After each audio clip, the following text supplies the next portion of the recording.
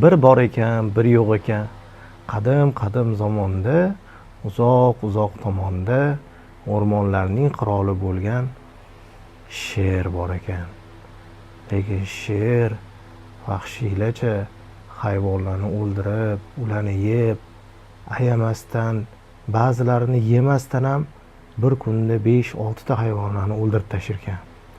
Shunda hayvonlar yig'ilib sherga arz qilishibdi. Ey sher aka, siz har kuni 5-6 ta hayvonlarni yemasdan, qiynalib ovlab o'tirmasdan, har kuni bitta dona hayvon yeng, biz sizga sizni qiynamasdan o'zimiz bitta borib beramiz deyishibdi. Bu taklif sherga juda ham yoqib tushibdi. Shunda sher aytibdi, "Bo'pti" debdi. "Men roziman. Har kuni soat kunduzi 12da meni oldimga bitta hayvon kelishi shart" debdi. "Yo'masan" debdi. "Yesam, yemasam hammani o'ldirib tashlayman" debdi. Hayvonlar shunga rozi bo'lishibdi. Har kuni bitta hayvon soat 12ga sherni oldiga borishni boshlabdi. Sher o'zi xohlaganicha shoshmasdan, quvlamasdan, xotirjam bitta hayvonlarni yeyishni boshlabdi. Kunlardan bir kuni quyon yo'lda ketayotib, xayoliga juda ham zo'r fikr kelibdi. O'sha fikrini amalga oshirmoqchi bo'ldi. Lekin bu vaqt talab qilar ekan. Ozgina kech qopti, soat 1 bo'pti. Sherni jahli chiqib ketibdi. "Qani, kim keladi?" deb baqiribdi. Shunda quyon shoshilgancha vohma bilan nafas olib kirib kelibdi sherning oldiga. "Nima bo'ldi? Nega kech qolding?" deb baqiribdi sher. Shunda quyon aytibdi, "Shohim" debdi, "Men sizdan ham qo'rqinchli, sizdan ham kuchli, sizdan ham bahaybatli va ovozi sizdan ham yo'g'on sherni ko'rdim" debdi.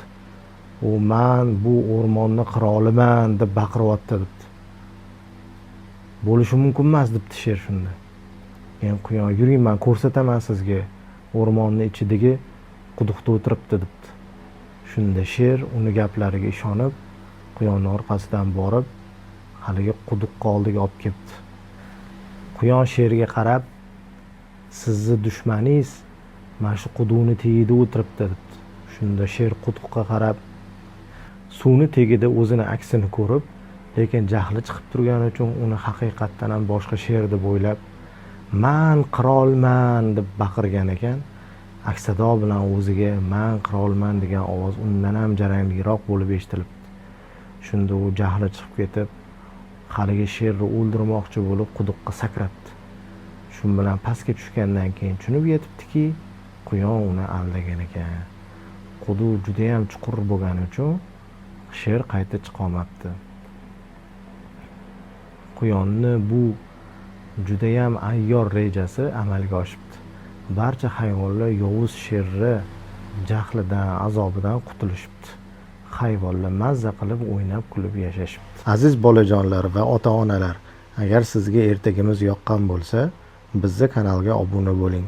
Albatta bundan ham zo'r ertaklarni sizlar bilan ulashib boramiz. Keyingi ertaklarda ko'rishguncha.